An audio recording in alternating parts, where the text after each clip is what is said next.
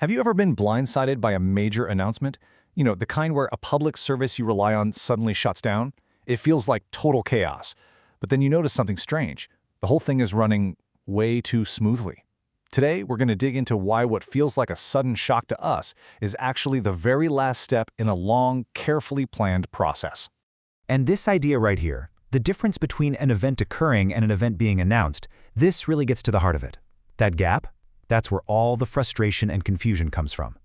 It explains so much about that disconnect we feel with the systems that are supposed to serve us. So let's ask the big question then. Why do these massive changes feel so abrupt, so chaotic to us on the outside, but for the folks in charge, it looks like a well-rehearsed play? It's a great question, and the answer, well, it pulls back the curtain on this hidden logic that's running just beneath the surface of our everyday lives.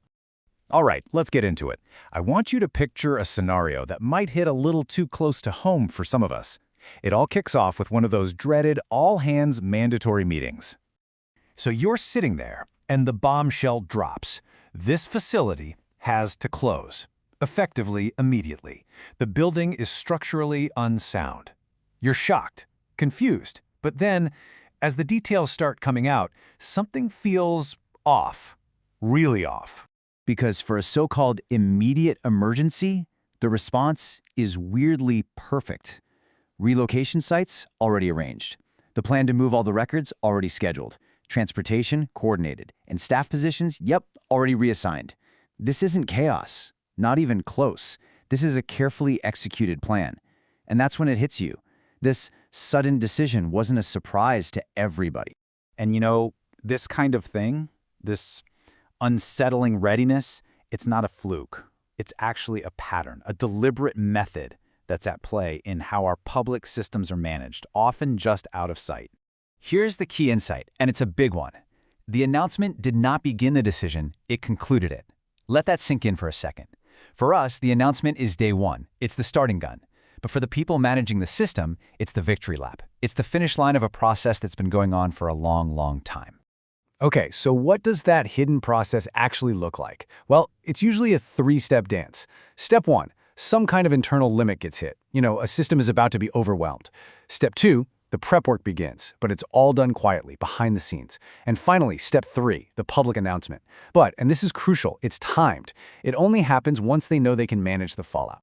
Here's a super simple way to think about it. A road closure sign. You see that sign go up saying, "Road closed starting Monday." To you, that's the warning. But the decision to close that road, that was made weeks ago. The real work was already happening. The sign was just facing in a different direction. It was facing the workers, telling them when to order equipment and schedule crews. You only get to see it when it's your turn to know. Okay, so now we get the how. But that brings us to the really important part. Why? Why all this secrecy? Why not just be open about it from the start? Let's unpack the logic behind this timing. And look, it's a totally fair question. Why prepare in secret? Why not just tell people what's going on?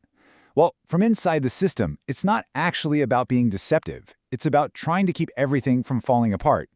And that brings us to this core idea we're talking about today: administrative timing. Think of it this way.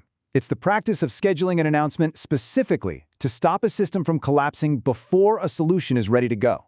The goal isn't to hide the problem, it's to control the consequences of announcing it. I mean, think about it. Why wait? Well, announcing a problem too early could cause a total panic. Staff might just quit before replacements are ready. The public might rush the system, causing the very collapse they're trying to prevent.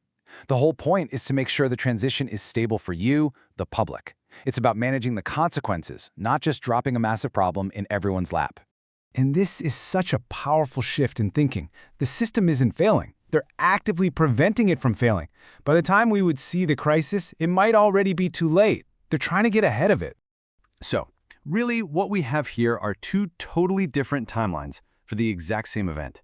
Let's break that down. Okay, look at this. On one side, you've got our timeline, the public one. It starts with the announcement, which leads to shock and a messy, disruptive scramble to adapt. But then look at the administrative timeline. It starts way earlier, when some internal limit is reached. Then comes all that quiet preparation. So by the time we get the announcement, our adaptation is designed to be managed, to be smooth.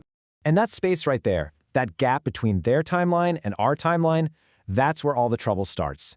That's where we feel left out, blindsided. It's why trust breaks down, because it feels like huge decisions are being made about us, without us. But this whole timing thing is a delicate balance.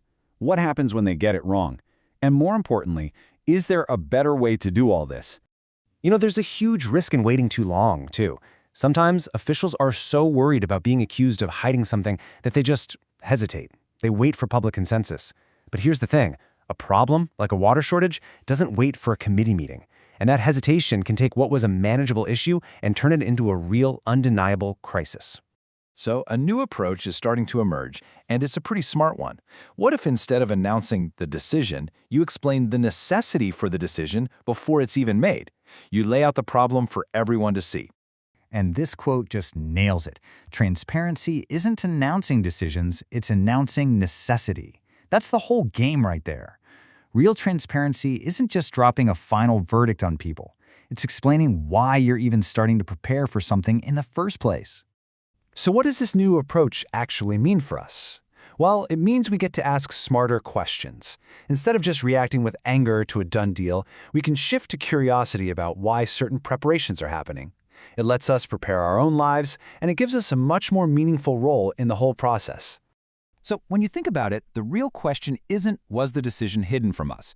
The better question is, when does our participation actually become meaningful? It's probably not at the very beginning, but it's definitely not at the very end. It's in that sweet spot where the problem is clear, but the solutions aren't set in stone yet. That's where we can really make a difference. So the next time you hear one of those sudden announcements, maybe ask yourself, what was the real timeline that got us here?